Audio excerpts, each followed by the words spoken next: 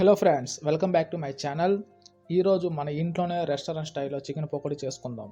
ఎందుకంటే ఈరోజు ఈవినింగ్ టైంలో నేను బయటికి వెళ్ళి రెస్టారెంట్లో చికెన్ పకోడీ తినాలనిపించింది, కానీ ఈ వర్షం కారణంగా ఎక్కడికి వెళ్ళలేకపోయాం.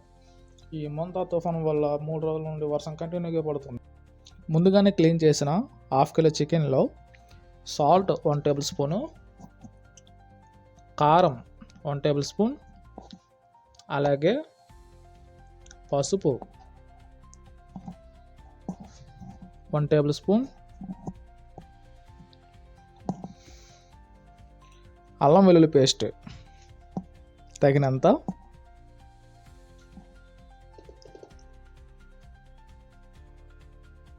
అందులోనే ఒక లెమన్ ముక్క వేసుకొని బాగా మిక్స్ చేసుకోండి. తర్వాత ఒక ఎగ్ వేసి మిక్స్ చేయండి. ఈ ఎగ్ వేయడం వల్ల చికెన్ పీసెస్ అనేది క్రిస్పీగా ఉంటాయి. ఇది బాగా మిక్స్ చేసిన తర్వాత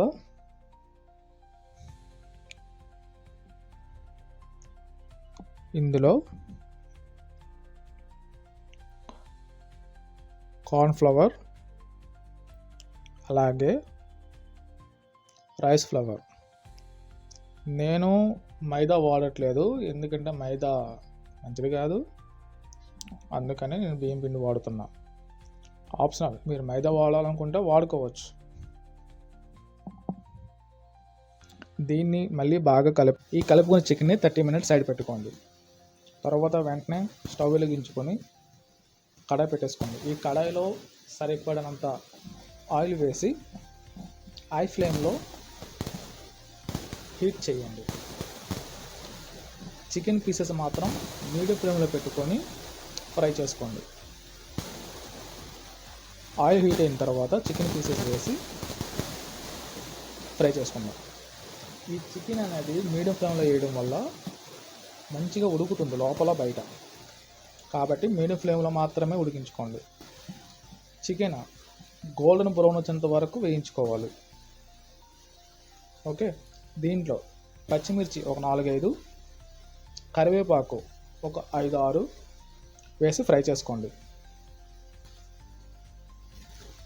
ఫ్రై చేసుకున్న తర్వాత చికెన్ పీసెస్ అనేవి గోల్డెన్ బ్రౌన్ వచ్చిన తర్వాత తీసేసుకోండి. ఇంకా గోల్డెన్ బ్రౌన్ వచ్చినంత వరకు మీరు వెయిట్ చేయాల్సిందే, తప్పదు.